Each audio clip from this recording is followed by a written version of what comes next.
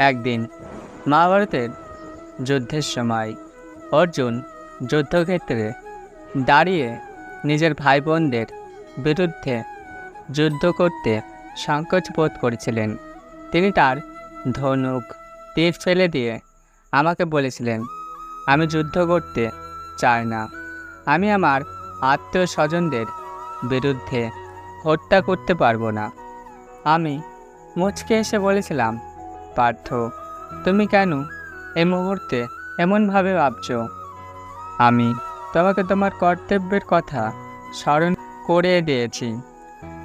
আমি অর্জুনকে একগুচ্ছ শিক্ষা দেওয়ার জন্য বললাম, আমি তোমাকে একটি গল্প বলি, শোনো। এই গল্পটি মনোযোগ দিয়ে শুনবে। এক গ্রামে এক ব্রাহ্মণ বাস করতেন। তিনি খুবই ধর্মপরায়ণ ছিলেন এবং প্রতিদিন পূজা অর্চনা করতেন।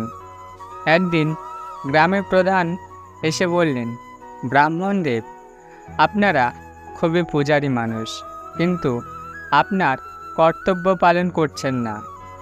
আপনি আপনার পরিবারের খেয়াল রাখছেন না কেন এবং তাদের প্রয়োজন মেটাচ্ছেন না কেন?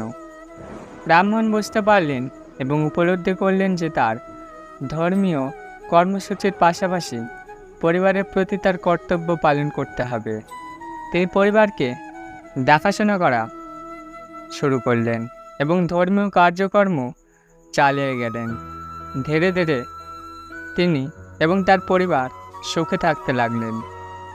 আমি বললাম, অর্জুন, আমাদের জীবনে কর্তব্য পালন খুবই গুরুত্বপূর্ণ। আমরা সবাই কোনো না কোনো দায়িত্বে নিযুক্ত আছি। নিজের কর্তব্য পালন করা আমাদের ধর্ম। তিনি আরও বললেন, যুদ্ধক্ষেত্রে তোমার অবস্থান তোমার ধর্ম ও কর্তব্য পালন করার জন্য তোমাকে তোমার দায়িত্ব পালন করতে হবে এবং ন্যায় বিচার প্রতিষ্ঠা করতে হবে। এটি শুধু তোমার জন্য নয়, পুরো মানবতার জন্য প্রয়োজনীয়। অর্জুন আমার উপদেশ মেনে চললেন এবং নিজের কর্তব্য পালন করার জন্য প্রস্তুত হলেন। তিনি যুদ্ধ করতে লাগলেন এবং ধীরে ধীরে নিজেকে দায়িত্ববান যোদ্ধা হিসেবে প্রতিষ্ঠিত করলেন।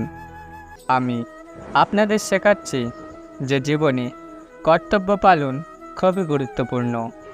আমাদের সবারই জীবনে কিছু না কিছু দায়িত্ব আছে এবং সে দায়িত্ব পালন করাই আমাদের ধর্ম।